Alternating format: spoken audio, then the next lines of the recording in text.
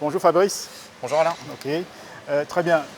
7 millions de motos réducteurs, c'est beaucoup de diversité, Oui. c'est beaucoup de variabilité. Comment tu l'absorbes? En fait, le travail qui a été fait chez SEV Isocom pour absorber toute cette variabilité, comme tu le dis, c'est de standardiser les processus et de savoir Très bien. comment on va assembler un moteur. Et on va partout assembler de la même manière. De la même sorte, en fait, on a standardisé les postes de travail. Donc sur les postes de travail, on va partout retrouver les mêmes configurations de postes de travail, peu importe si c'est un grand moteur Ok. ou alors si c'est un petit moteur.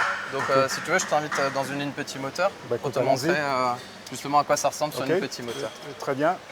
Voilà, on a un petit AGV qui nous empêche Oui, d'avancer. Donc c'est ça. on va pouvoir aller. Très bien. Un autre AGV, Très bien. on y va donc. Ok. Oui.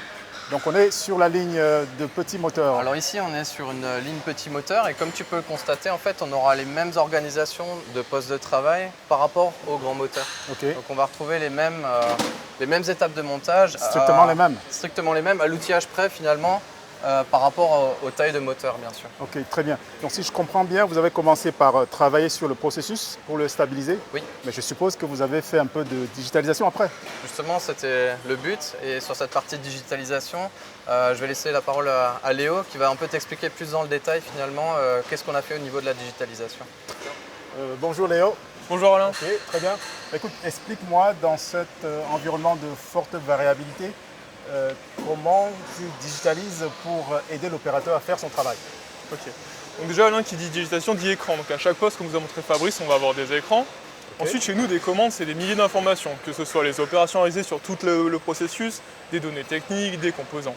L'idée c'est l'opérateur à son poste, qu'est-ce qui intéresse, que ce qu'il doit faire. Donc l'idée c'est vraiment de lui amener le juste quantité d'informations par rapport à ce qu'il doit réaliser. Donc il faut décharger sa charge mentale, si je peux dire. Exactement, seulement le nécessaire. Donc ça nous permet, nous, de réfléchir juste ce qu'il doit faire, les opérations. Et maintenant, l'idée, c'est, entre une commande très simple et une commande très complexe, l'opérateur, lui, ce qu'il a à gérer, c'est juste comment est-ce qu'il décrypte l'affichage qu'on lui met, comment on lui affiche juste ce qu'il a besoin de faire pour qu'il réalise. On peut voir un cas concret? Oui, bon, par exemple, là, sur un cas très rare, on a mis une opération en rouge à valider. Ça veut dire, avec ça, on est déjà côté qualité, c'est bien, parce que s'il ne le fait pas et qu'il ne dit pas ok je l'ai fait, la commande ne peut pas avancer dans le reste du processus, elle ne pourra jamais sortir de l'usine. Deuxièmement, lui il n'a jamais vu cette exécution, il a accès à des informations complémentaires.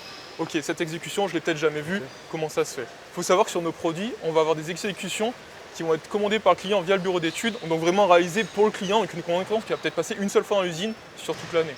Donc là, il a tous les détails. Là il a tous les détails de ce qu'il doit faire. Ok, très bien, super. Ok. Bah, écoute, merci beaucoup Léo pour ces explications. Donc on continue la visite. Bah alors Alain, déjà fatigué?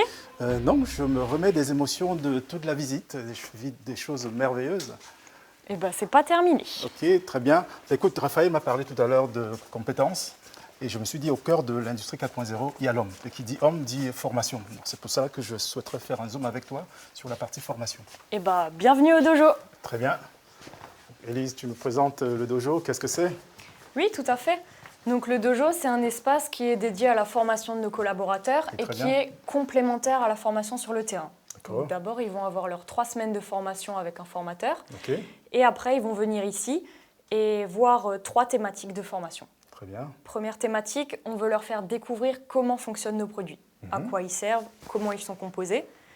Ok, tu nous Donc fais un voilà. exemple? Ouais, là, on a quelques slides où ils peuvent découvrir la composition d'un moteur. Ok, C'est pareil pour les réducteurs et pour les freins. Donc après, on a un film d'accord. qui est axé sur les bonnes pratiques de montage. Ok. Donc là, c'est au niveau qualité. Comment est-ce que je garantis un produit conforme à l'attente des clients? D'accord. Et on termine par un questionnaire pour clôturer la formation et pour voir s'ils ont bien acquis toutes les différentes notions. Donc c'est très focalisé produit. D'abord, on essaie de leur apprendre à comprendre les principes simples du produit. Après, on focalise plutôt sur la qualité. Et puis, il y a un aspect QCM pour qu'ils comprennent mieux ce qu'ils ont appris. Tout à fait. Ok, merci Elise. Bah de rien. Ok, je vais aller rejoindre Patrick pour lui faire un petit coucou. Bonne fin de visite. Merci. Patrick, j'ai adoré la visite de cette usine. C'était vraiment fabuleux. Mais entre nous, il y a certainement des choses qui ont un peu moins bien fonctionné. Ce qui a moins bien fonctionné, en fait, c'était la planification du projet en elle-même. Parce qu'on a été très ambitieux, on a réalisé beaucoup de processus et beaucoup d'outils en interne.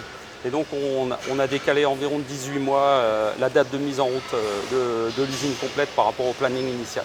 Super. Et le triangle d'or de succès, si tu pouvais me citer juste 3 points qui ont été importants dans le succès de tes projets. Alors le premier point, on a toujours des objectifs financiers. Donc on avait une enveloppe pour le projet et après des coûts cibles à atteindre. Okay. Donc ces coûts-là ont été atteints. Okay. En termes de qualité, voilà, on a réussi à mettre en place des processus qui nous ont permis de réduire de plus de 50% nos réclamations clients en 4-5 ans. Très bien.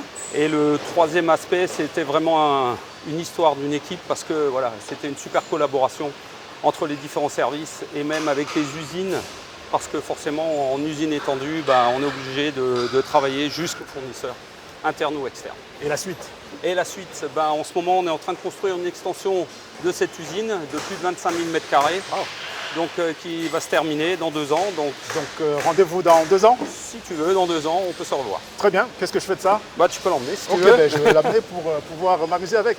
Tu peux tout faire avec ça, des convoyeurs, des machines-outils, des portes de garage, voilà, tout ce que tu veux.